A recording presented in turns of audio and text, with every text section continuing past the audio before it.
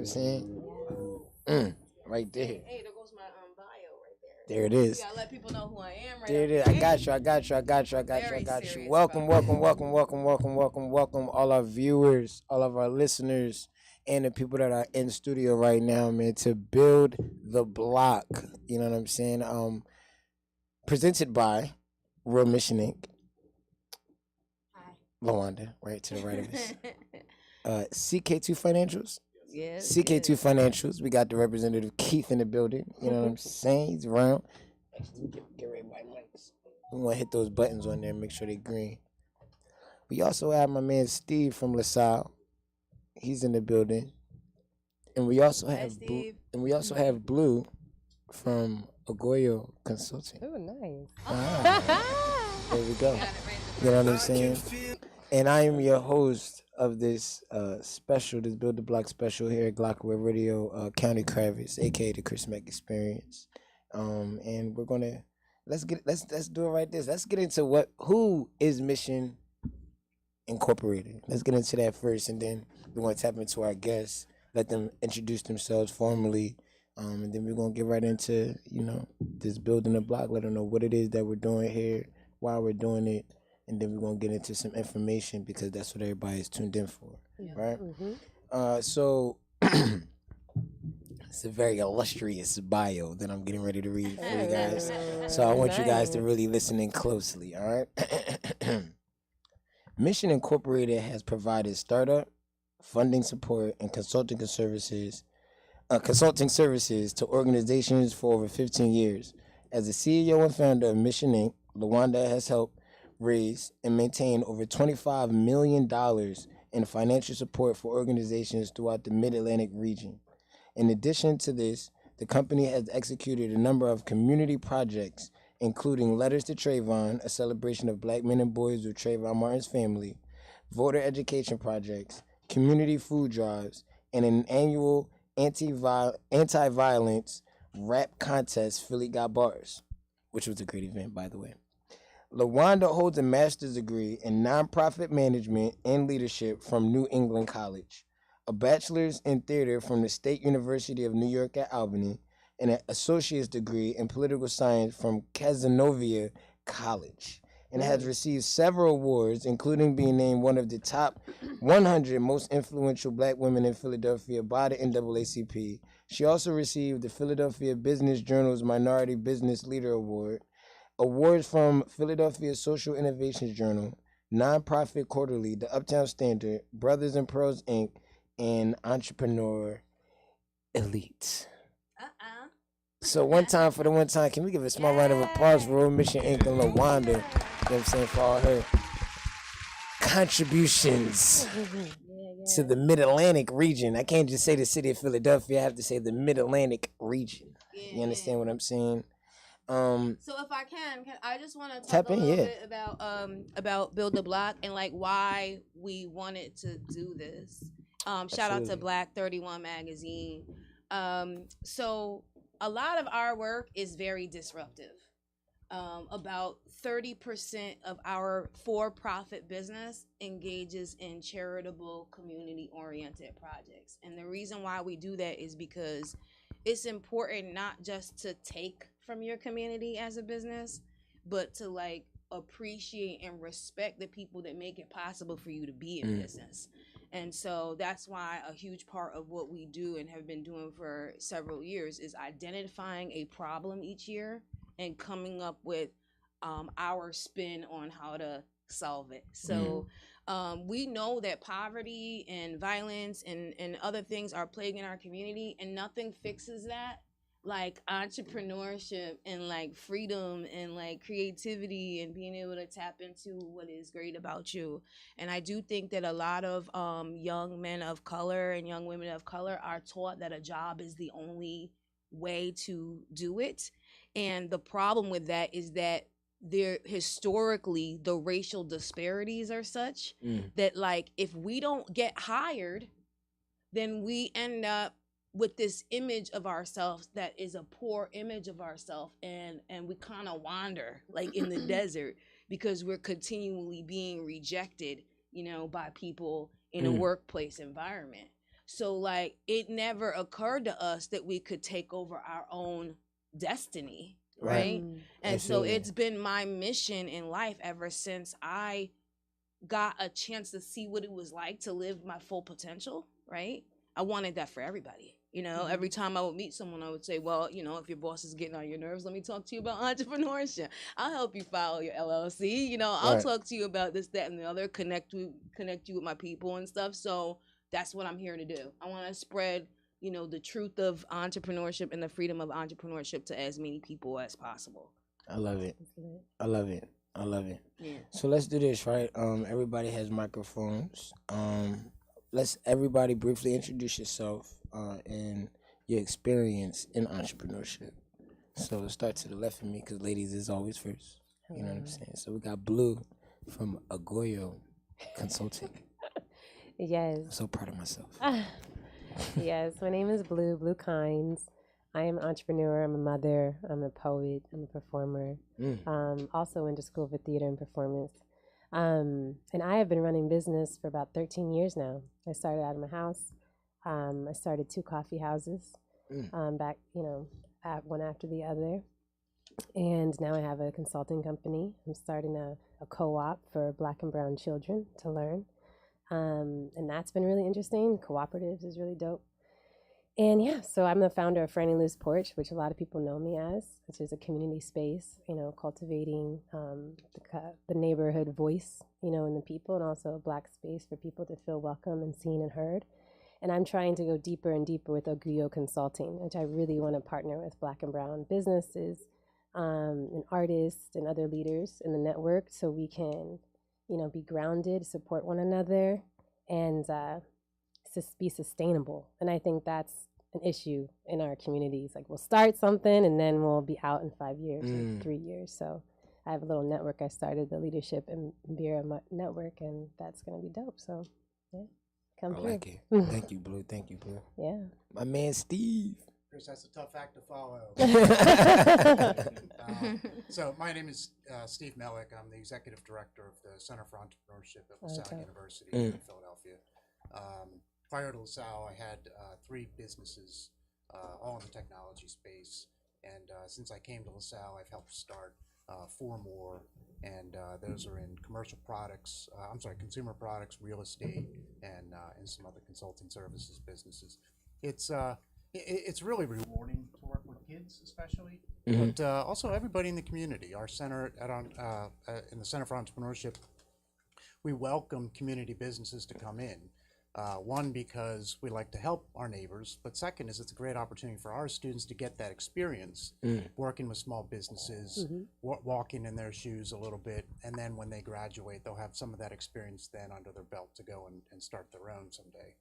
And it's really rewarding. You know, I think LaSalle especially has a focus on community businesses and being a real part of the community, not just a neighbor, but being part of the community. Right. And we've got an outreach effort underway to bring more businesses in to give them a hand. Yeah. No, I like that. That's fine. Keith, my man Keith. Yes. This is Keith Carney. I'm the owner of CK2 Financials. We actually located at 5944 Germantown Avenue in Philly. I've been an accountant now for around 16, 17 years. Started out working in large corporations. And about 10 years in, I said, I talked to myself, you know, always self-evaluate, you know, knowing that the people that I knew personally had businesses, no accountants.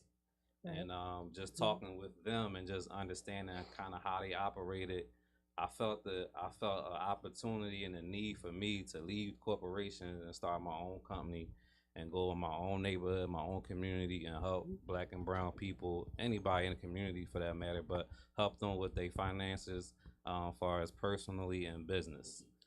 So at CK2 Financials, we do tax preparation for businesses, individuals. We do business consulting.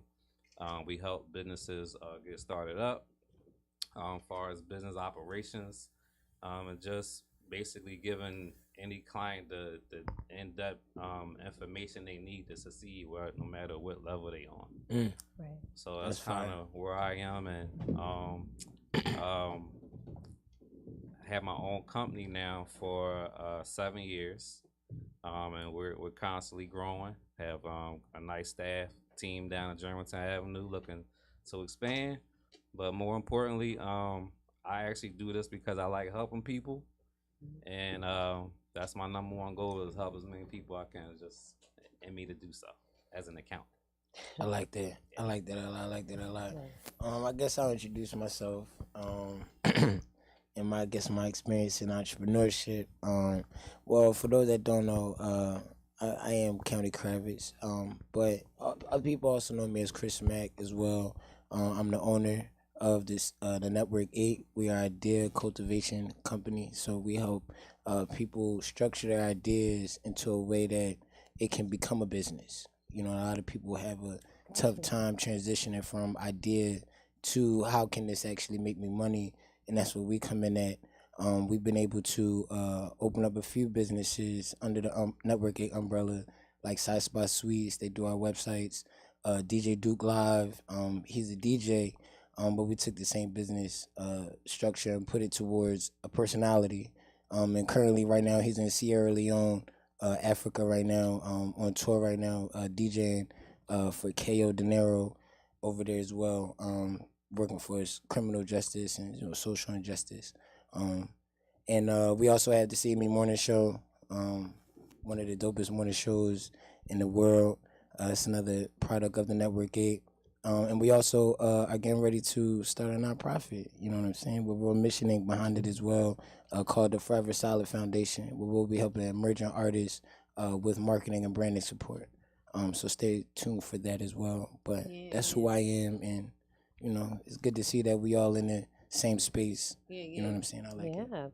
So before we get into like the nitty gritty, the good questions that have been outlined for this, and like I said, anybody who miss out really miss out, because the questions are good. Like, they were formulated by myself personally. But first thing I want to let everybody know, if you or anybody that you know is listening right now and you guys comment or ask a question in the chat, we're giving away 2 LLCs at the end of today's program. Yeah. So I'm writing down the names of anybody who comments in the chat or who comes into the studio, drops their name in this little bag right here. And we're giving away two LLCs today at the end of the program. Also, this is one of 4 programs. So the next program we're doing next week is all about how to start a nonprofit, and it's also about grant writing in the nonprofit space. That's going to be 100% my show, because that's my area of expertise. After that, we have a show about entering the music business, and the last show will be a show about getting into the fashion business. And that's because of all of what I've seen here at Glockaware. Like, it's been the inspiration to watch these people want to be enterprising. And so, like, let's just bring the tools, the resources here. I'm giving away some of my consulting hours next week, which are worth a whole lot of money.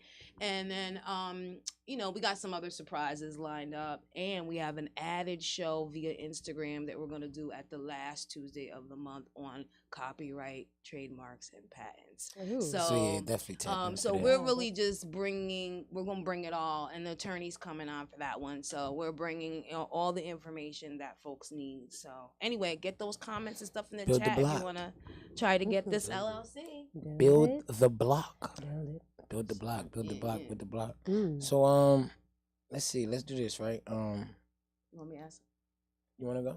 You want to ask? Go ahead. All right. So Yes. I know what they are for me, right? But I wanted to ask everybody here, like, what they felt some of the upsides were to entrepreneurship, like the benefits of being an entrepreneur. Let's start this way. For me, the benefits of being an entrepreneur is no ceiling on the amount of money you can make. And the second one is you create your own schedule. To me, those are the 2 biggest ups about being an entrepreneur. There's no ceiling on how much money you can make, and you create your own schedule. And if you create your own schedule, you dictate everything. Right. So that means everything if you know how to handle a schedule. Did the time have more value to you than the money? Yes, absolutely. Like the fact, like, cause for me, the money wasn't even the biggest thing. It was like, I'm gonna be able to own my life, like Yeah. my day to day, like when I wake up. You know what I'm saying? Like that. Yeah, to me, like if you put in the time, the money just gonna come. Yeah. Facts. Yeah. How about you, Steve? I like the personal growth aspect. I don't think I'd be half the human I am today without having started businesses. It teaches you so much. Teaches you that you're solely responsible for yourself. You know, you've got to be accountable. You've got to stand up for yourself. You've got to fight for yourself. You've got to do everything with little or no support at times. You guys know that. You've been through this probably 100 times yourself, and it's really it's character building. And, to me, that's the most rewarding aspect of entrepreneurship. I was just about to ask you that. Were you like a wuss before you started your before you started your own business? Nah, it was really character building. In fact, just to elaborate on that a little bit, I was horrible at management. In the workspace, I had somebody that I was in charge of managing, and I would just like regularly get into fights with her and stuff. Like, I was like, what part of I'm in charge do you not understand? Like, I just felt like, because I'm from the old school where like the boomers taught us, like, you just did what you were asked to do in the outfit you were told to wear. You know what I mean? Right. It's none of this like modern stuff where we're like, I want to find out how my employees feel. Like, no one cared. Right. Like, so I wasn't from that era, right? So like when I became a manager, I managed like a boomer. And then I realized that my assistant, Alana, who I think is watching right now, but she needed like, thank you.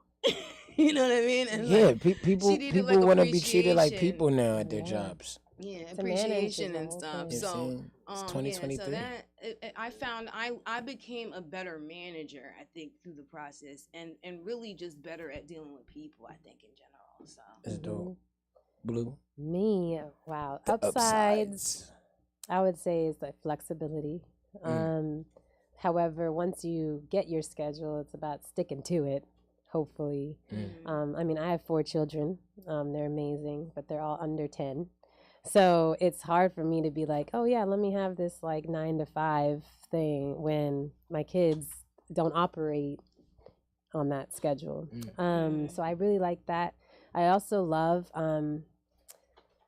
really connecting with my product and wholly feeling it instead of trying to sell someone else's product. You know, I did modeling and acting for a moment, and they wanted me to sell chocolate, and I'm like, is it fair trade and organic? And they're like, what? I'm like, what? And I'm like, I can't be up there selling, you know, Reese's cups, because my brand and what I believe in is, you know, fair trade. So we're supporting other, you know, people in other countries. Organic, so we're supporting our bodies. Like, so it was a conflict of interest for me. So I'm really excited to kind of rep my product, to be 100% and be in control of changing it. Right. You know what I'm saying? So I'm really excited about that. Pete Rose is in the building, by the way. Spill Entertainment. Spill Entertainment. You know, like they gotta see you up in the camera. This is like literally my partner in crime. Like, we're doing this whole thing together. You know, but Pete Rose is in the building. And I'm sure Pete Rose at some point is gonna have questions too, because he always has questions. Of course. You get what I'm saying? This guy always has questions. So yeah. I think the main upside was like doing things my way. Like, that's always what I've been about, I guess, like always since like a kid, I guess. I did it my way. Nobody told me how to do it. I did it my way. And I think like being an entrepreneur allowed you to succeed, and it also allowed you to fail your way. And regardless whether you're failing or you're succeeding, like, you still, like, for me, I still had the fulfillment that I did it my way, and I'll stand on that. I did it my way. So then I have to change it a little bit. But you're not going to tell me that your way is better without me doing my way first. You know what I'm saying? That's what entrepreneurship, like, was for me. Now it's just about, you know, being a better me. It's making me want to be a better person. You know what I'm saying? Character-wise, you know what I mean? It just makes me look at myself and hold myself on more accountable, you know what I'm saying, than I did not being an entrepreneur. Like, you know what I'm saying? So that's what it's about. Yeah. The upsides. So I'm sure this round of the question, and hopefully we could get Pete Rose in on this too. But so now we gotta talk about the other side of that. The downsides. Yeah, man. So like, I'm not even gonna go first because I'll be here all day. This is true. But like the downsides, I don't know. Keith, what's the downsides you think of being an entrepreneur? So the downsides, and there's plenty of them, just like there's plenty of upsides. But the downside of being an entrepreneur, especially starting out, you're gonna do it on your own. You're gonna be alone. You're gonna have a lot of long nights. You're gonna waste a lot of money starting out. I know. You're gonna miss your family. You're gonna miss your friends. Oh Lord. You might even lose yourself because you focusing on this business and your personal life is in the dark. Like I probably could have answered this. We had the same answers. Yeah. The same sad, upsetting answers. That's a good one. Let's ping That's pong. the downside of being an entrepreneur. They said sleepless nights. I like it. If you don't have a partnership type of company, right, then you're gonna be walking by yourself until you get what you got rolling. Yeah. And it's a lonely journey. Until you make yourself knowledgeable of what you need to do to fix your problems, all those areas is gonna suffer. Yeah. So Steve, did you sell those 2 companies? I sold all 3. Yeah. All right. Oh, so you decent. came out of it the right, so well, you knew how the to positive sell, way. The positive way. You know how to sell You them. didn't crash and burn. You Right. like sold them. These were good exits. They let me go. They gave me the opportunity to go work at Sal. They don't all turn out that way. I know a lot of businesses. Yeah. And not all businesses are built to sell. Some are Right. built to be lifestyle businesses, Yeah. and that's great too. I mean, Yeah. great income, great lifestyle. Mhm. You know, the problem with being an entrepreneur is we've all gone through this. You know, and I think I'm just going to restate sort of what you said. Sometimes it feels like you're on a life raft in the middle of the ocean with a slow leak. You know the demise is just around the corner, and you're hoping something changes. That wind shifts and it puts you back on dry land. And it's tough. You don't know if that time is ever going to come, and you just keep hoping. There's something inside of you that keeps you going. And the biggest piece of advice that I heard, fortunately, early on, was don't get too high with the highs, don't get too low with the lows. Even kill. You know, if you can keep that middle ground, you're going to do just fine. Yeah. Thanks. That's so interesting that everyone's saying about this isolation. And that's why I'm starting Ogio Consulting. It's a community thing. So I bring people together and say, you don't have to be isolated. I think we choose to be isolated in some spaces. But like running a community business, like I started heavily relying on the people around me. But so much that it can be like, well, then you are subject to their schedules, right? To their, and so that was the downside for me. Like I didn't even have a car when I started. So I borrowed my friend's van and like hauled the espresso machine to different events, but I had to like check in with him and see if his van was available. You know what I mean? And so that was the downside for me, was like relying on people so much on the opposite side. Right. Another downside when I got into it, I think being an entrepreneur, upside is like having this vision, but sometimes you're the only one that sees it, and so you have to keep that motivation inside of you. I think it's always spiritual to me. Like you have to keep, because I think our road as entrepreneurs is part of our purpose. Because if you don't do what you did, Keith, like you probably, like all these people are affected by you. You know what I'm saying? Like we all affect each other, like ripple effect. And I think living in our fullness can be entrepreneurship. It could be being, a leader in a dope position as well. It doesn't necessarily mean that you're a terrible person for doing other jobs and other entrepreneurship. But when I stepped into it, I didn't have a schedule. Like I literally opened I was 22 years old.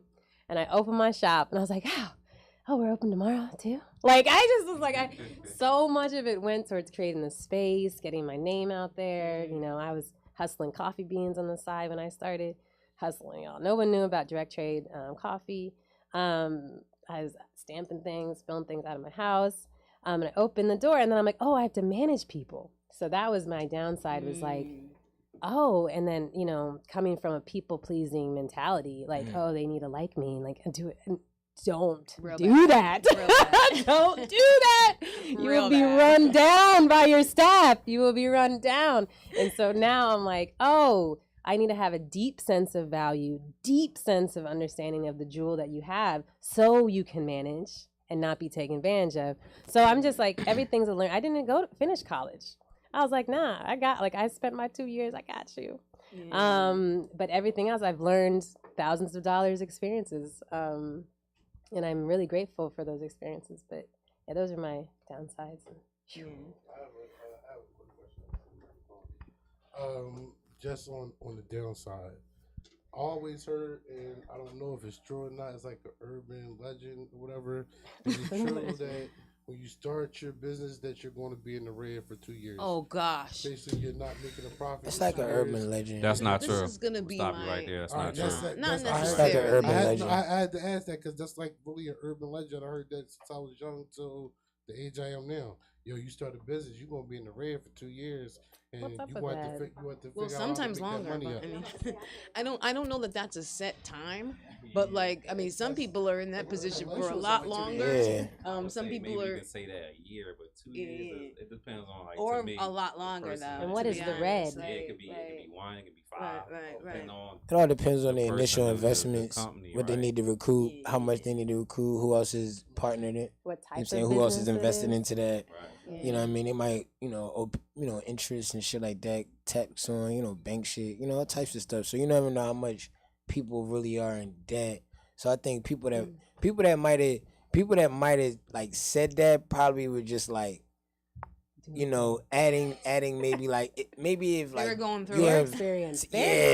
their own experience into that, because you can start a business today with $0, and once you make $1, like I can sit back and say I'm starting a graphics business right now, Right. and you buy a graphic from me and pay me $50, I just made $50 profit. Yeah, You know what I'm saying? Like, I already did buy where you- graphics from him, by the where you way. did that? I think that's I'm the inspiration behind could his have been new yeah. company. But the thing is, for me, like the downside to the entrepreneurship thing for me was the type of business. And since Blue, you're going into this business, this Right. might even be helpful to you going into the consulting business. Mm-hmm. The feast or famine. Yep. Like particularly in consulting, right? So in consulting, you might have a bunch of clients one moment, Yeah. and then like no clients, right?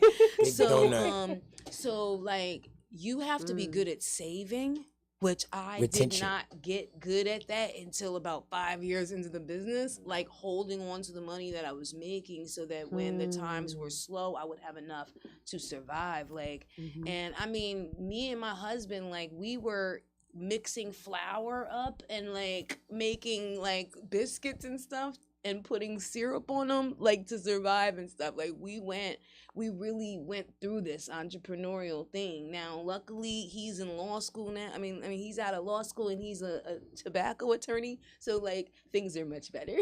Right? But like at that time when he was in law school and I was starting a business, like we were literally going through it. So like it was the feast or famine. We do have some questions though. So that came in online, if that's cool, before we go to the other thing. So Nolita online was asking, what tips do you have for starting a business? I think that's like maybe a Steve question. Do you have any tips for like people who are gonna start?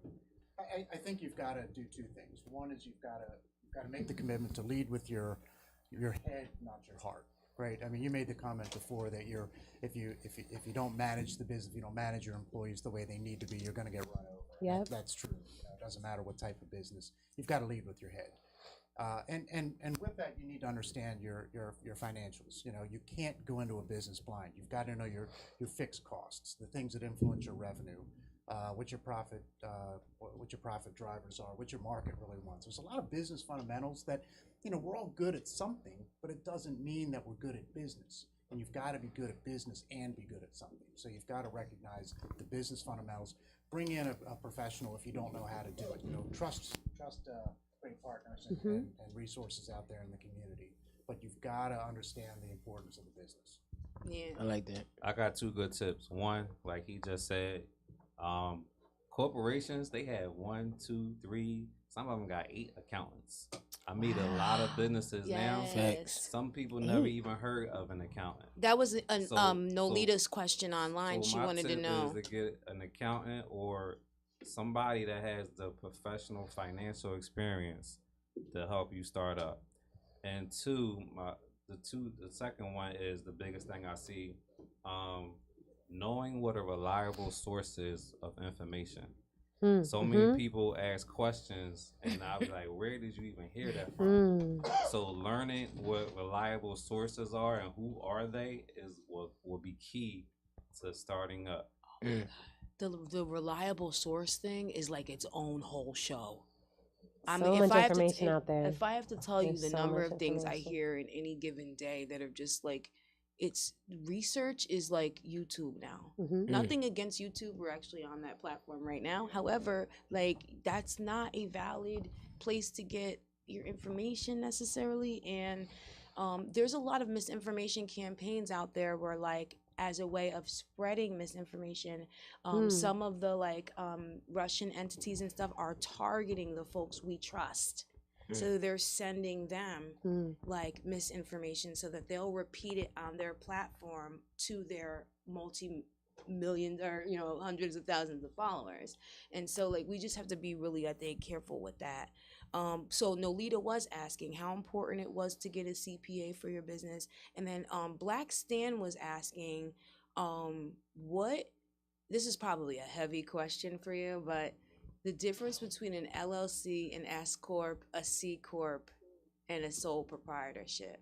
Because I think some people are just filing LLCs because that's the one that they heard about. That's the popular thing. Not knowing, like, I know that's a heavy question because it's tax related, right? But they can talk to you about that more deeply. But what do you feel most people need? Most people probably need an LLC. Most people, I can say that an LLC is a safe way to start. I'm gonna say that.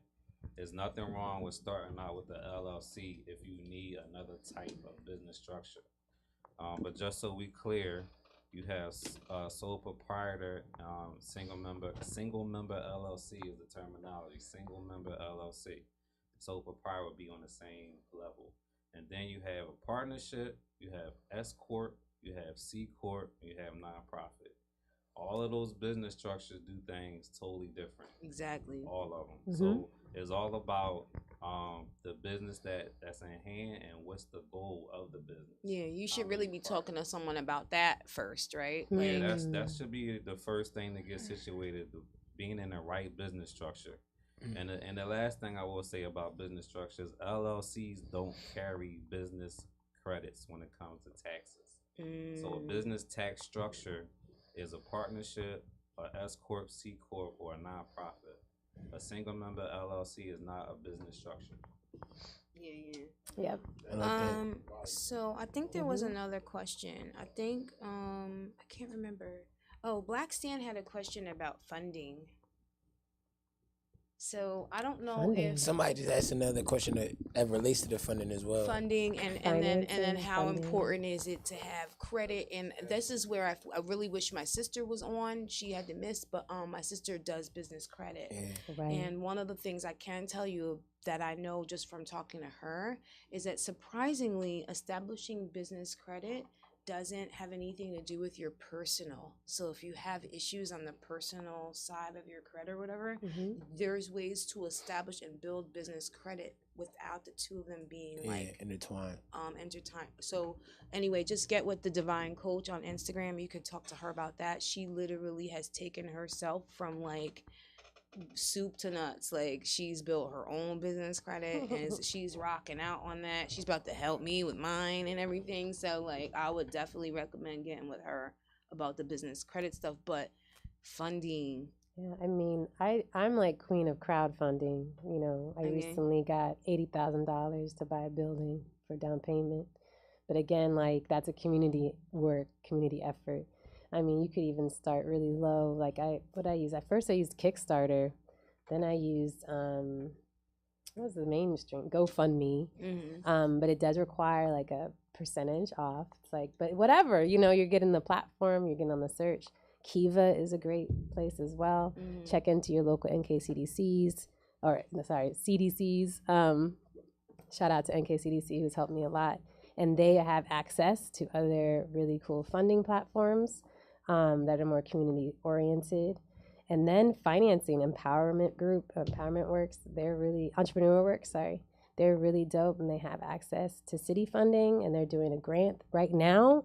You guys check them out. Like the city itself is doing a matching grant where you get, let's say, $5,000 from a CDFI, and then the city will match it with a grant for $5,000. So you only have to pay back $5,000, but you get 10.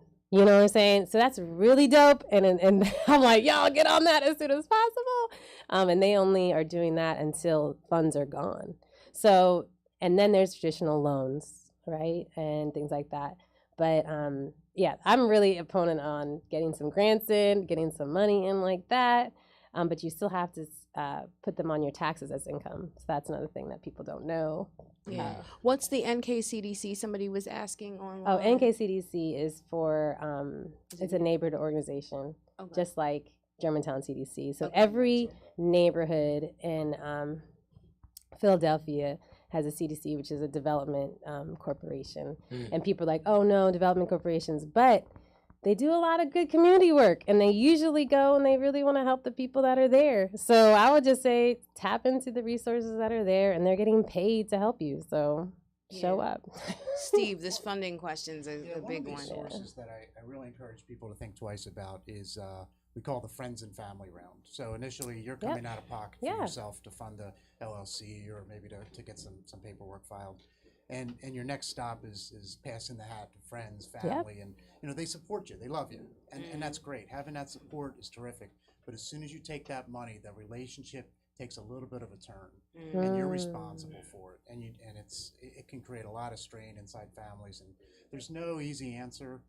Sometimes that's your only option, and if you feel confident, that's your choice, of course. But I would just encourage people to really think twice about that, and really think hard, think hard about it. I wanted to ask Blue a follow-up question. So, like, you had mentioned the crowdsourcing and the crowdfunding and stuff, right? And, like, as a nonprofit consultant, I often, like, discourage my clients from going that route unless they already have a following. See, you have you got a following, right? Like, you have people who, and you have something physical that you can give them when they give the donation. Like, you can give them a small bag of coffee beans. Did you not have to do but you promised unless that, right? They showed up. Did you promise that? I couldn't send anything to people. I'm like, I'm working like 70-hour work weeks. Did you promise it as part of your campaign? Yes. And then but that's a key feature of the crowdsourcing campaigns is that you want to go into that when you know you can meet or the goal, not, or get close. You could to say like writing. You get a thank you letter, a thank you card. Right, Like Kickstarter's really into that. Like giving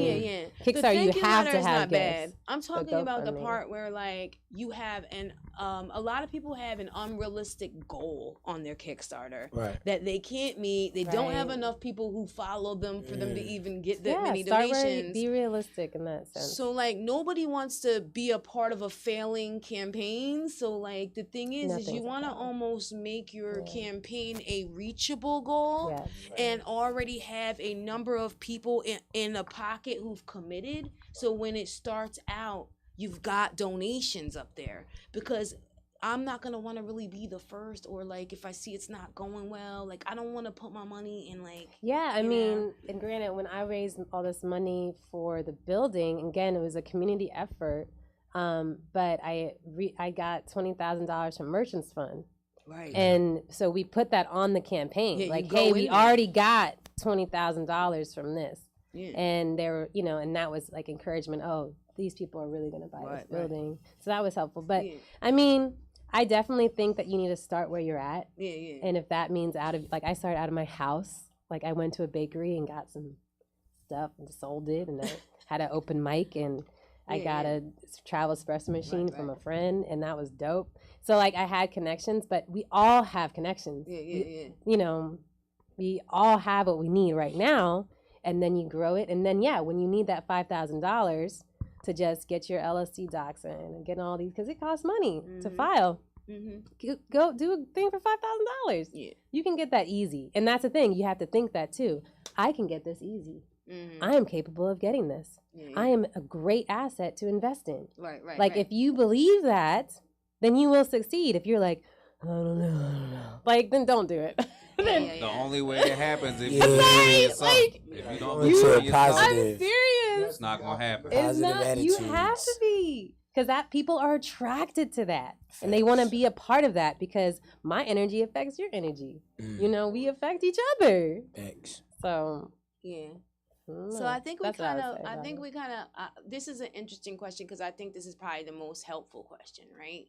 So they say a lot of businesses don't survive past like 5 years. It used to be 3, I think, but I think it's it's up now, right? Yeah, So I heard about that. like about 50% or whatever aren't surviving past 5 years now. So like, what do you think is contributing to that? What are like the snafus or like the biggest mistakes that people are making going into business that's causing them to just go?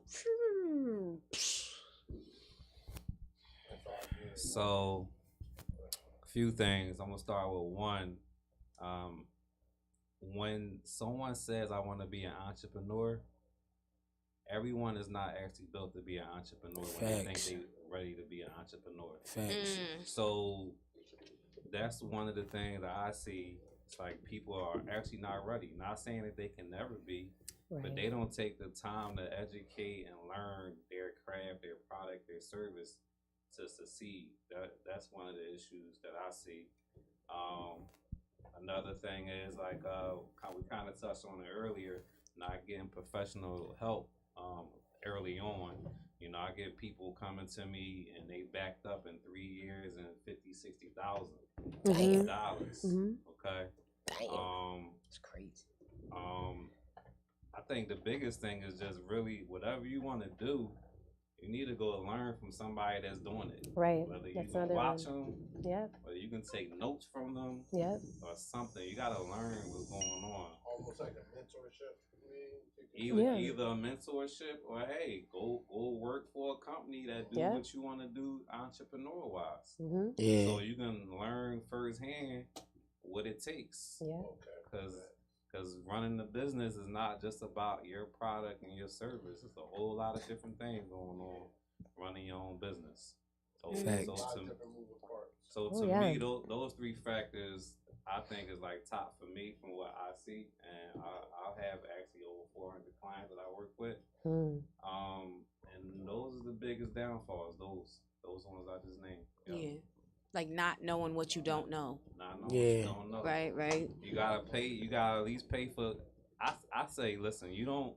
Some companies need an accountant 40 hours a week, 60 hours a week. You might just need one 30 minutes a year. Wow. And some people don't get that 30 minutes. It's like they flatline. They zero. Yeah, and some people are over here trying to teach themselves accounting, teach themselves websites, teach themselves law and all of that. It's like by the time you do all of that stuff, you're number one, you're never gonna learn those things at the level of somebody who actually has dedicated their life to learning it. And then you're stretching yourself thin because now you're not doing the thing that you are trying to be in business for, because you're trying to be a marketing person and accountant and all these other things just to save money. It's more expensive in the long run to try to be that person. That's the worst thing. Yeah, the time is the most expensive. Oh yeah. So Steve, what any big mistakes you see folks just kind of making over and over again? Well, we get to see people at the early stage, right, when they're still considering what business to get into. And Pete Rose said it earlier. You know, you need a mentor. And not just a mentor. You need an independent mentor that's going to give you the truth. Right. And one of the most important things I think entrepreneurs need is absolute ground truth about your product. So many people fall in love with their own product and they can't see that it's just not the right business. Right. And you're not going to get that honest feedback from family because again, they're here. They love you. You know, they're not going to tell you your baby's ugly, are they? They're gonna have to, and that's the truth that you need. You need that honest, brutal truth about maybe this isn't the right business. And unfortunately, some people just hang on to it too long, and they leap off that cliff, and it's a long way down. Yeah, they really do. I know that when I was first starting my business, my plan was to just raise money for nonprofits. But then when I started working with the nonprofits, they didn't have any paperwork. So the market dictated what I was going to go into business doing. I was like, oh, snap. I need to sell the paperwork. Yeah. Right. And then all of a sudden I started selling the paperwork. Like 14 years later, if I was still trying to do the fundraising, I would be out of business. It's the paperwork that has kept me in business for 15 years. So it's like being willing to listen when the market edits your problem, like edits your business a little bit and maneuver with it. If you're committed to like, no, this is what I was planning on doing, I'm not going to say any names, but I know somebody who has a bunch of products going all the way up to the ceiling in their living room because they are trying to get a blue check. And so they're buying their own products to make it look like they have enough sales. Oh, no. That's, and wow. This is like, wow, this is like, what is that? This is like, these are the kinds of things. The thing is that if you're having to buy a bunch of your own products to prove that your product is you can't do that. Something's wrong. Let you know go. who should be That's who should be buying your product? People. Other people. Yeah. And if they're not, then you need a new product. Mm-hmm. You know, don't be so committed to like what you had originally thought you were going to do that you're not listening to the market. Mm-hmm. You know, so that's like on my end, that's kind of what I've been thinking. Yeah, I was thinking a few things. I was trying to be different than y'all because I'm like, wait a minute. And I think it's being able to, I have two things. One is being able to sell your product well. Like, so communication. So sometimes with introverted energies, they don't want to get up there and speak about their stuff. Again, you know, you can do it. It's a skill you can practice. And I would say both in person, being able to talk about your product, as well as by writing. Like, I can write up a storm, and I'm a poet. I love writing.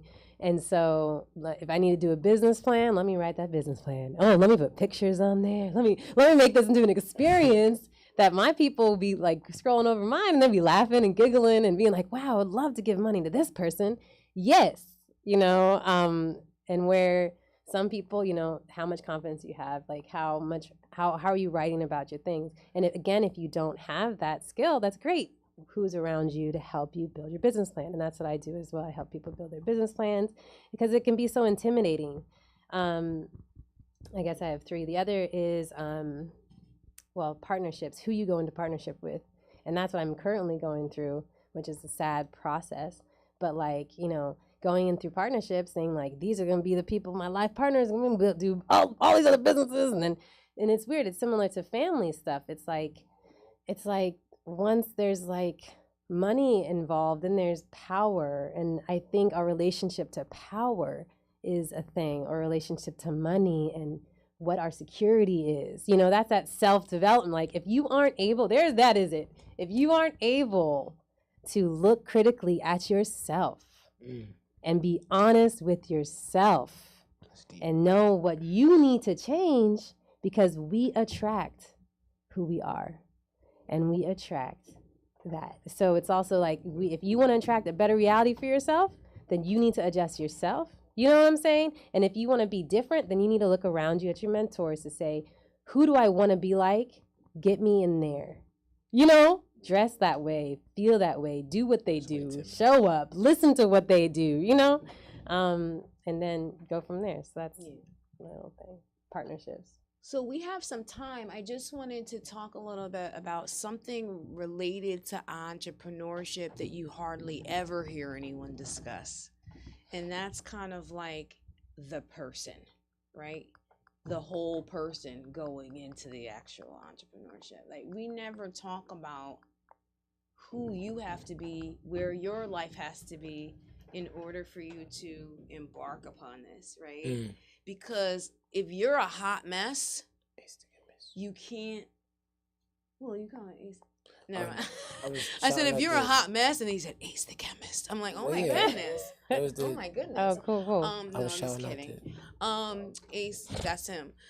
Anyway, so if you're not where you need to be as a whole person, this is a whole person is what you need to bring to this fight, Like, and so I think some people I've seen are trying to get into it and their life is really a mess. Like you have to, I don't know if you, can you relate? So, I mean, I think I speak on it a lot, like on the show and stuff like that. I talk about making sure that home is right. Like if your home is right, everything that branches from home is manageable. Right? So like if your crib is dirty, it's no way you can maintain a clean business.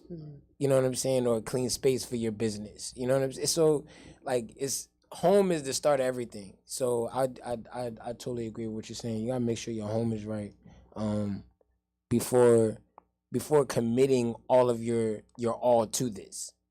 Like commit what you can, but once you commit your all, your home has to be right because you have to literally give your all. You have to be able to, like, rent is still due on the first. You understand what I'm saying? Electric is still due. You still may have kids, other responsibilities, et cetera, et cetera. These things still have to be taken care of. So if home isn't right, then nothing else is gonna be right from that. So yeah, that's 100%. Foundation has to be right. Yeah, your you foundation. have to have a strong foundation. Yeah. That foundation, you have to have it spiritual because it has to be a passion. I do believe with any business that you're doing, it has to be a passion first. So you're not looking for directly the profit. Yes, you want to pay yourself and pay yourself well, but you also want to have that passion and that drive. So when you go with the highs and the lows, you can stay even kill. How you were saying earlier, because you have to have that foundation and that passion. And usually, sometimes the passion comes with your spirituality and what you believe in and what you stand on, your principles.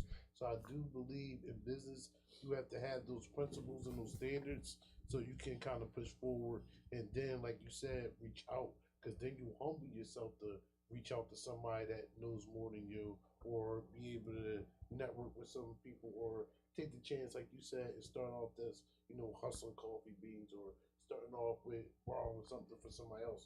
You have to humble yourself for that, and that takes a lot. And I don't think people really realize that in the business world that you really have to be humble. I know you want your product to boom and you want it to be the best, and everybody wants that. But you have to have some type of humbleness so you can, get constructive criticism or know when you're doing something wrong when you might not know, or you think you're doing something right and it might not be the right way, or you could do it in a better way. You just don't know. So I think it's just humbling yourself and being able to have that foundation locked in to help you go through it, and not just your family, like you said, a foundation of like-minded people that are business aspirated just like you. Yeah. To piggyback on that, like what you just the last thing you said, like-minded. So like to me, I always tell, especially business owners, I work with a lot of people, but business owners, like you gonna only learn from another business owner. Right. Like I always say, iron sharpen iron. Yep. So if you want to get better, you gotta be in the same room of people on your level or higher. Yes. It's the only way you're gonna get better. Yeah. That's it. Facts. I feel like when I look back, to 14, 15 years ago, and even today, some of the challenges I've faced, because there was times, I'm pretty sure we all been there, where it was like, I don't know, I might have to just go back and get this 9 to 5. I don't know, because it got rough. But something really important I want to impart upon our viewers too is just be careful who you have around you. Like bad energy or unproductive energy around you can really impact what it is you're trying to do and how you're trying to succeed. And then I think also just there's a lot of naysayers. When I was starting my business, I had a lot of people telling me how my little business, wasn't, are you sure you want to do this? And you know what I mean? It's a lot of people who are going to be around you that are sending you job applications and stuff, even when you're trying to start a business, like that, low key shade. And if you don't have the confidence inside of you to be able to silence those people and keep going no matter how bad it looks, I swear my mother-in-law was sending me job applications for 2-3 years into my business. I was like, lady, if you don't stop sending me applications for jobs, I have a business, it's a real business. So, you might have to have just that, you said it's very isolating earlier. Sometimes that's part of the reason. It's like other people can't relate to what you're and I think sometimes it is messy. So I'm like, I think if you want to wait till you're perfectly in order, I think that's even a mirage as well. Right. You know that time will never come. So you're never going to be like ready either. So, so I would say, again, it's a spiritual thing. Always with my clients, I ask them, what are your grounding practices every day? And they're like, what? Yeah, like, what do you do every morning? How do you spend your time with yourself to like meditate, drink some herbal tea, write, get everything out of your head? What are your goals? Like, how are you attacking your goals for the day? I mean, and you would think that, everybody does this, but really our families are what teaches us about wealth. Okay. And that is strategic, in our culture. So even you might actually have some things in your life, Steve, that you've done that you're like, this is common, but like some people are like, oh, no idea. Like you even saying you sold 3 businesses. There's so many people in our networks that we just crash and burn. And granted, like, I don't think there ever, never mind, is there a crash and burn? I think it's always the next step to what's next. Everything is positive, whether you're learning from all of your experiences. But that's what I have to say. I think having something that's grounding that you can control when your world is wild, because it can't, like, I am totally attest to wild worlds. So it's like, what can you control? If that's just like a clean desk, keep it clean. If that's, my friend taught me to make my bed every day. I make my bed every day, and I tell my kids to make their bed every day. And like, why? No one's coming over. I was like, it's not about that. It's about you. Take care of yourself with what you have. Yeah. You know what I'm saying? Facts. Wash yourself, right? Yeah. Trim up your beard. I had a friend do this presentation, and he looked a mess. And I'm like, never again. I'm gonna call him, dude. Like, really, like that to me self-care is very important. Is this?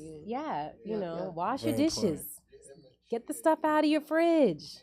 Like, get the clutter out. It affects the outside, affects our inside.